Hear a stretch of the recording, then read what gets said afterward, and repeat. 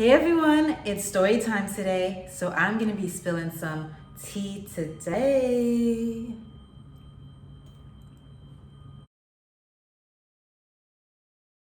Welcome back to my channel. Don't forget to subscribe and give me a thumbs up. Today it's going to be story time. So let's get started.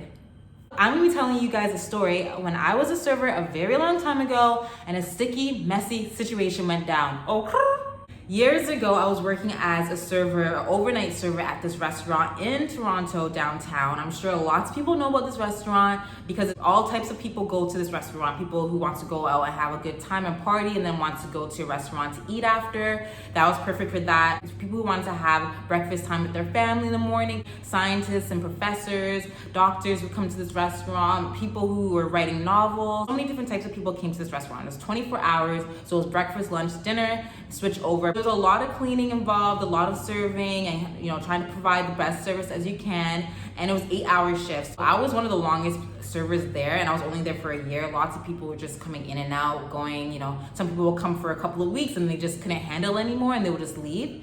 Anyways, dealing with this overnight shift, it was crazy because I would have to be there 15 minutes before my shift to set it up and to be prepared and put everything into the locker and then start my shift. So I started from midnight and then I will finish at 8 a.m. in the morning. Sometimes I will finish at 5:30 if it wasn't too busy and if I had another worker working with me. But there was a lot of nights where, the manager would leave at 3 a.m. in the morning, sometimes 4, and I will be there until 8 a.m. by myself. So I'll be there in the restaurant by myself for 4 hours. If anyone walks in to sit down, I have to serve that person, and the second and third floor will be closed.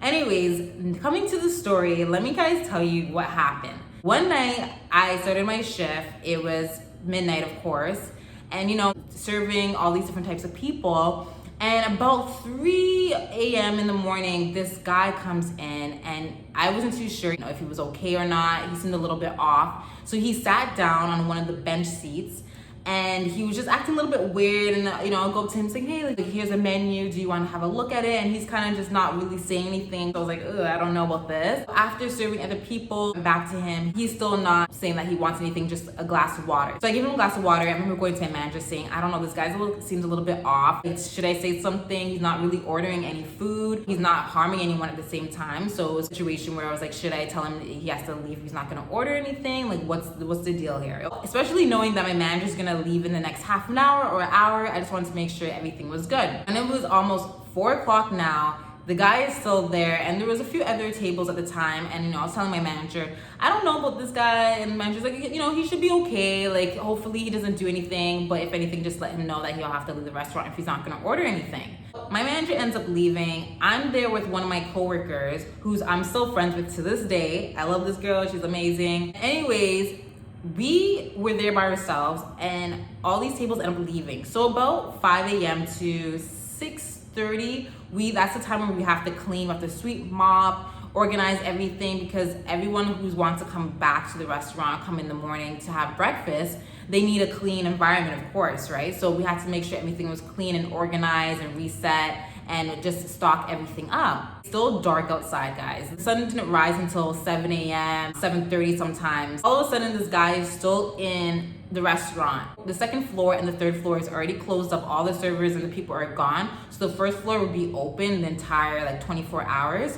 It's been hours, okay? He's talking to himself. He starts talking out loud, and I'm like, okay, obviously this guy is not right in his head. He's troubled. I'm trying to figure out what to do here. I told my friend, like, hey, let's just leave him. What if he's obviously comfortable where he's sitting? It was freaking us out. They're like, oh my gosh, like, what are we gonna do here? And all of a sudden, I looked to my right, and I was like to my friend, because we're still cleaning up. And this guy has his hands down his pants, okay? I was like, no, this guy's literally jacking off by looking at us sitting down. It was so gross. I was like, hey, this guy needs to go. Like, this guy's not ordering anything. He's obviously just pleasuring himself. I'm like to my friend, we need to do something. This is not cool. Like, I'm not ready for this. He's now getting up, trying to walk towards us. We literally run behind the table, the employees area where no customers are supposed to go. And he's trying to walk towards us. And we're like, oh, sorry, sir. Like, you have to stay where you are. You can't come back here. It was so inappropriate. And I was just like, oh my God, like, this is crazy. He tried to hit on us. He's saying, oh, how old are you guys? And we're like, oh, we're 12 years old. And he's like, 12 years old? Like, only 12 years old? Oh my gosh, like, I could work with this. I'm like, ew, like, are you serious? Like, you're a pedophile now? Oh, that's okay with me. I'm good with that. So creepy. Like, it was so disgusting.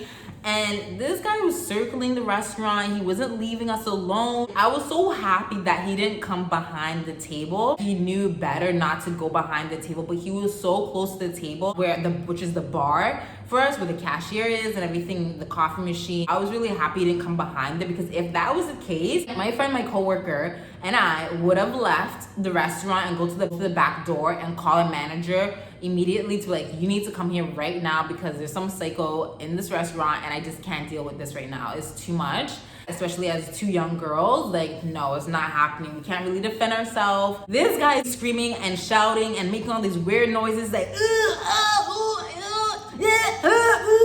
yo, at this point, I'm freaking out. My friend and I were holding on to each other, and he could still see us because we couldn't fully leave the restaurant. We don't want him to steal anything as well, but safety is always number one. So my friend starts calling the cops because he starts telling us that he needs an ambulance, he needs the cops right now. Yeah, at this point, it's like, okay, we're calling the cops. A, because we're frightened, and B, this guy is telling us to call the cops on him. He wants the ambulance, so it's a win-win here at this point, right? My friend starts calling 911, and she starts talking to the person on the phone. The guy could hear everything that, she's saying, because the phone is not too far away from where in the restaurant. My friend's like on the phone. She's like, hi, I'm calling because I'm working here at the restaurant, and this guy is here. He's saying like he needs ambulance and he freaking us out. We really just need help right now. Can you please come? The operator person was asking all these questions like, oh, what's the address, which is important. How does the guy look? So she starts describing him like, oh, he's wearing a blue shirt and black pants. He's helping her. He's like hearing everything. So he's like,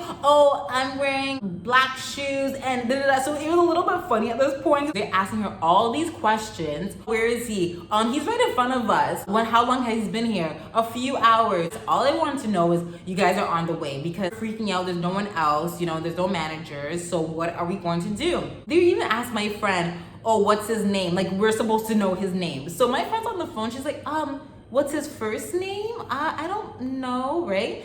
He's in the background saying, Andrew, right? We're like, so I was like, oh my gosh, this guy's actually telling us his name. Okay, because he did want us to call the cops on him. So my friend's like, Andrew's his first name. Now the cops asking him, oh, what's his last name? Like, seriously? Okay, we're supposed to be asking as a man who's in this state, what's his last name? So my friend's like, his last name? We don't know his last name. He's like, Cheeky, my last name, right? I'm like, that's definitely not his name, okay? So my friend's telling us, he says Cheeky, right?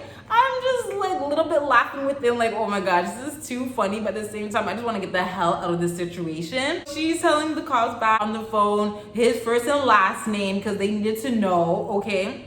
I just can't wait until they arrive and just pick this man up, because that's what he was requesting the entire time for the last hour while we're there, and requesting us to go back home with him. And I'm like, oh hell no, like, no, sir, we're 12 years old. That's never gonna happen. Bye. My friend ends up telling them like, how long is it gonna be? This guy's bothering us. He's not leaving. They're saying, oh, probably maybe 20, 30 minutes. I'm thinking in my head, that is way too long, because we're downtown already. How for someone to calm down and see what's happening? Because he's screaming, yelling, I want the ambulance, I want the cops, I don't want to be here anymore. And we're asking the guy to leave quietly. You can leave if you can, and he doesn't want to go. He's just saying he can't leave this restaurant. He needs the cops, he needs the ambulance. We're frustrated and we're so terrified that we can't even finish cleaning at this point. This situation has to be settled first before we even think about finishing cleaning this restaurant and having new customers coming to the restaurant. Obviously, we were trying to call in managers and let them know what's going on. He leaves the first floor, and I'm thinking, oh, he left the restaurant. Oh my gosh, thankfully, but we just called the cops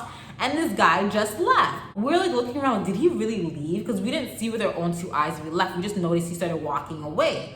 All of a sudden, now the cops are outside 20 minutes later, 30 minutes later.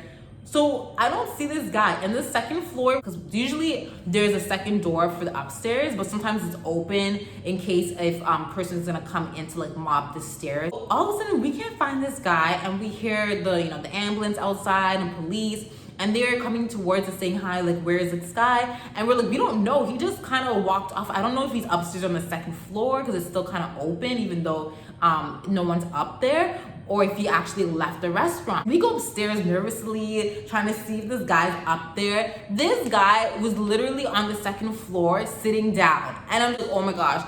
So now we run downstairs, we tell the cops like, this guy is on the second floor, like, it's okay, we'll take it from here, thank you. And so they go upstairs, being up there for a little bit, for 5 minutes. I'm telling him, you need to come downstairs right now, because all of a sudden now he doesn't want to leave. After them talking to him, he finally starts leaving with them. And oh my gosh, my friend and I were so relieved this guy was leaving. He was there for a good few hours and just being really creepy, not ordering anything. We were so happy to finally start just organizing everything, having our manager know what the situation went down. Of course, we had to talk about what happened exactly, about the incident report. But yeah, it was really creepy, guys. There was so many other stories I'm gonna tell you guys about just working at this restaurant, because doing overnight serving it's really hard work. We also have to adapt to the type of people that are coming in. It's needed.